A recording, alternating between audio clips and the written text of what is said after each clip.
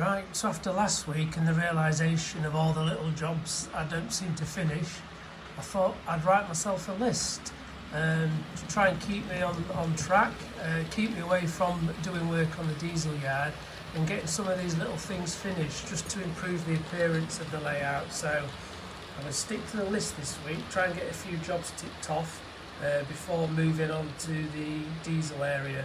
Let's see how we get on. Right, first job on the list, I've just laid some ballast down on this area here. I've used my preferred ballast, which is the grey blend. I use the fine from Woodland Scenics. So I've got it down. 2 points I've had to do as well. So I've tested and picked every single little crumb out that I can to make sure they're not going to foul once I get the water and PVA down. I don't enjoy water and PVA near these brick walls. You can see I've had a bit of an accident there from the upper level because it soaks in and ruins this paper so easily. So I'm going to have to be very careful there. I'll probably try and line it with some polythene that I've got. So next stage, let's get this ballast and see what it looks like when it's dry, which may take a couple of days.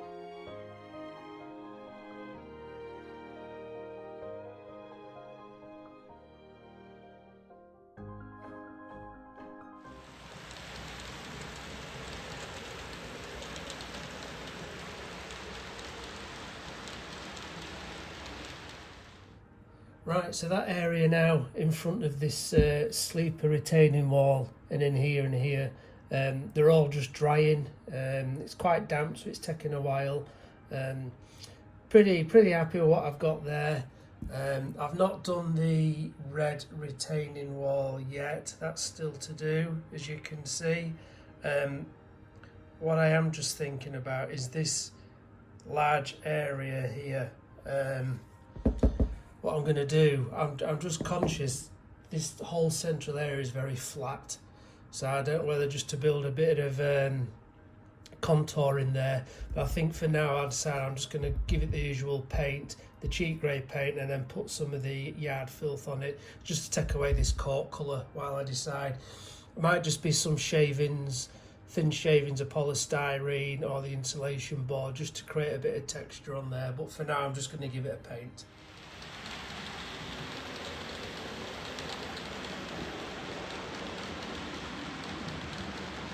Crossing finished, so foam board again, just been cutting and shaping it.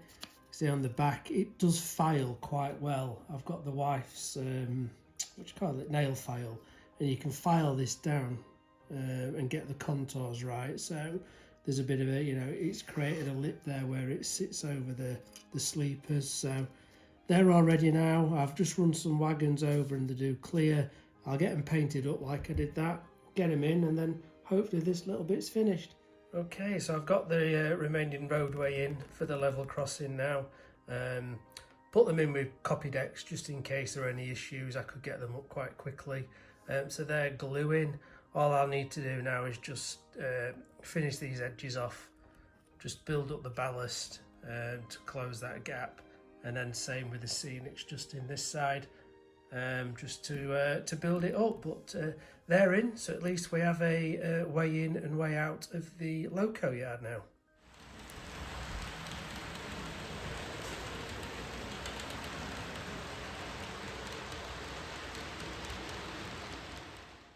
I've also been painting up some of the little things I bought from West Hill Wagon Works. Not got everything done yet, but there's the dustbins, some of the train lamps. You can probably tell my eyesight's not great trying to do the little red lights on them, but I think I'll get away with it from a distance. Buffer stops, got a few of those depot buffer stops, so I've got some on. I've got another 6 to make actually. Just some old barrels, and then there's just some pallets with brake blocks on there. So starting to get a few little accessories to dot around the yard as well now, which I'll just work out where I'm going to put. So when I used to weather the track in the early days, I was using the airbrush, using the sleeper grime and a bit of roof dirt. Very slow process, and my airbrush clogging all the time. Then I started painting it neatly on, the sleeper grime and the roof dirt, but it takes such a long time and I find it so boring. So I've started to cheat a bit now. It probably doesn't look quite as effective, but I've got some Vallejo paint. It's the black brown colour. I just water it down, and I just make sure it is quite watered down, and then I just brush it on. Probably not as effective, but it's a damn sight quicker. So I'm going to do the rest of the rails in this, I think.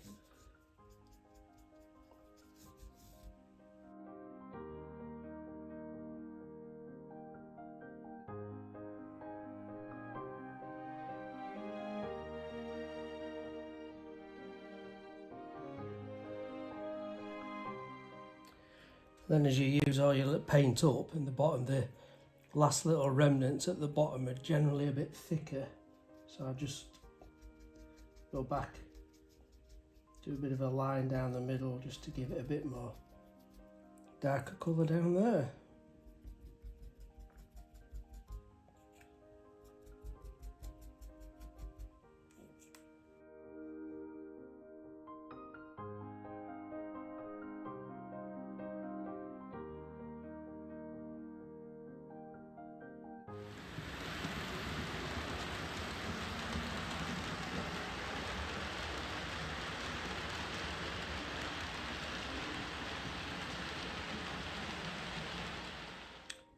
So this week I have done my best to keep away from this area and do those other little jobs which I mentioned last week. I couldn't resist dabbling just a little bit though. So one of the things I have done, I did have a point there which had a little siding for this 08 shunter there. But as somebody pointed out in one of the comments, and I didn't even think about this when I was putting it in there, probably in terms of safety you would never have a siding directly heading towards a large oil tank. It's a disaster waiting to happen. So I've removed that, and there is room elsewhere to put that little 08 shunter. And then the other thing I did do was just I used the remaining half of the Pico inspection kit. As you've probably seen, a lot more success with it this time. So I've put that in there. I have got a couple of little lights built into it. I've tested them, but they're not wired in yet. So they're the only things I've done though. I've tried to leave it alone while I focus on some other bits, but I just can't wait to get my hands on this bit really. It's a bit more exciting than doing some of the grasses.